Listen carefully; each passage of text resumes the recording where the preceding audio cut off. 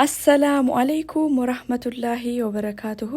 ሰላም ጤና ይስጥልን ውድ የሶረት ዩቲዩብ ቻናል ተከታታዮች፣ ዛሬ ደግሞ ቆንጆ የሆነ ዮገርት እንዴት በቤታችን ውስጥ ማዘጋጀት እንደምንችል አሳያችኋለሁ። አብራችሁን ቆዩ። እርጎን ለመስራት የሚያስፈልገን ነገር ወተት ነው። እኔ የተጠቀምኩት ቫይታሚን ዲ ሆል ሚልክ ነው 8 ካፕ።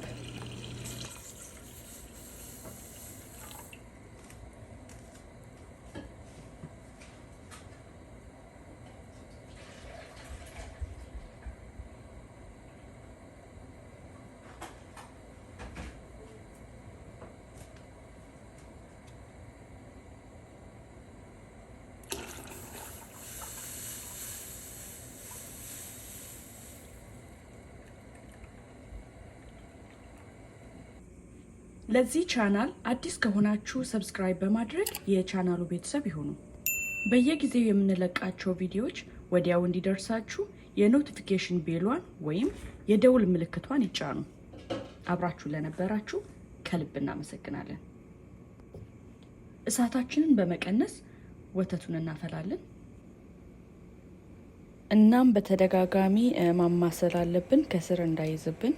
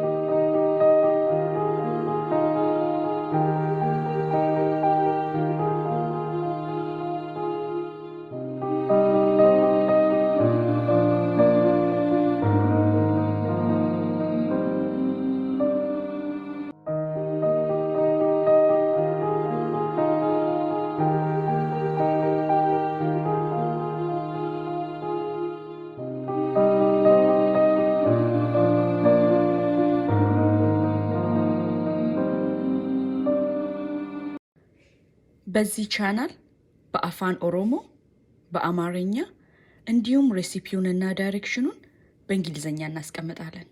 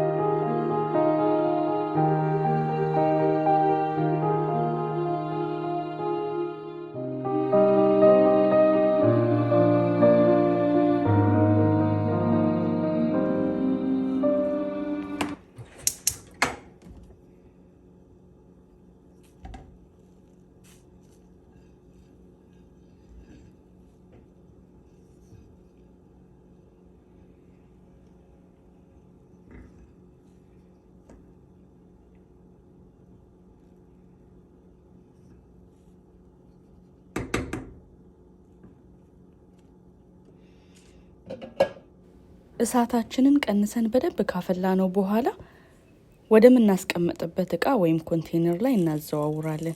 ማንኛውም ኮንቴነር መጠቀም እንችላለን፣ ነገር ግን ክዳኑ በደንብ መግጠም መቻል አለበት።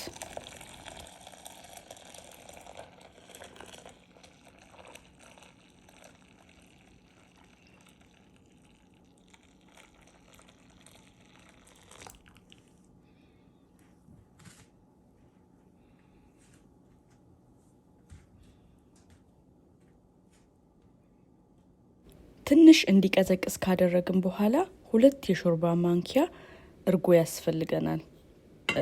ፍሌቨር ያሌለው ፕሌን ዮገርት ቢሆን ይመረጣል። የምትሰሩት ፕሌን ዮገርት ከሆነ ማለት ነው። እንዲጣፍጥ ስዊት እንዲሆን ከፈለጋችሁ ኮንደንስ ሚልክ መጠቀም ትችላላችሁ።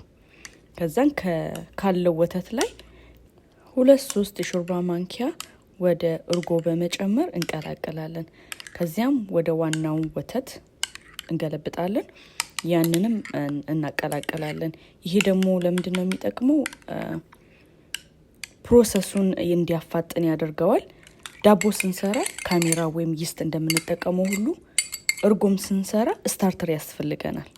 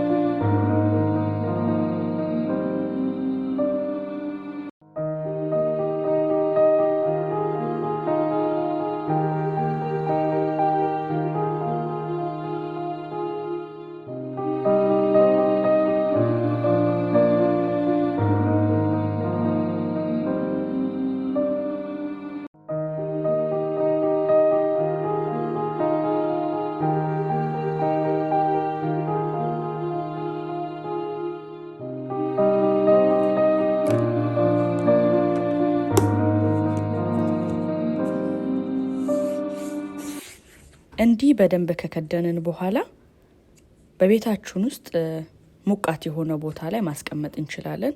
አሊያም ኦቭን ውስጥ በማስቀመጥ የጠፋ ኦቭን ውስጥ ማሳደር እንችላለን።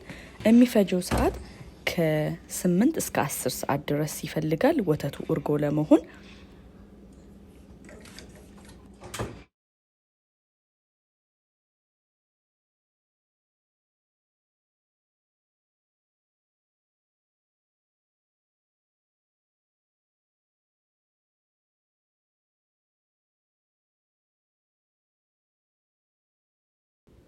እንግዲህ እርጎ ከ10 ሰዓት በኋላ ይህንን ይመስላል። ቆንጆ የሆነ እርጎ ነው የወጣው።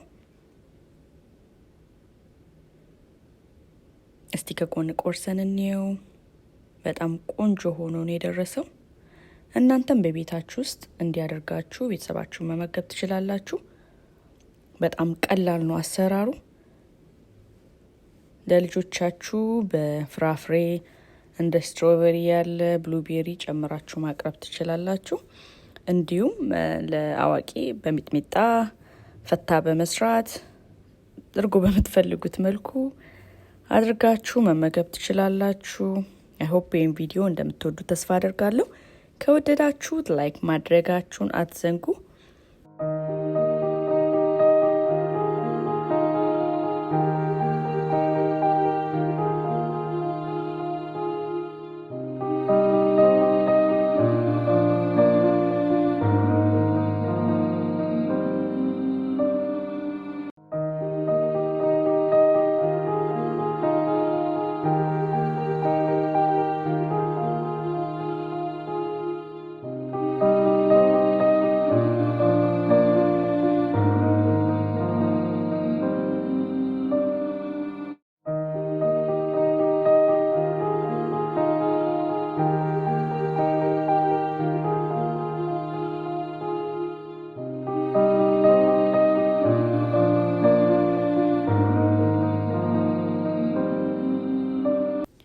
እስከ ቪዲዮ ፍጻሜ ድረስ ስለተመለከታችሁን ከልብ እናመሰግናለን።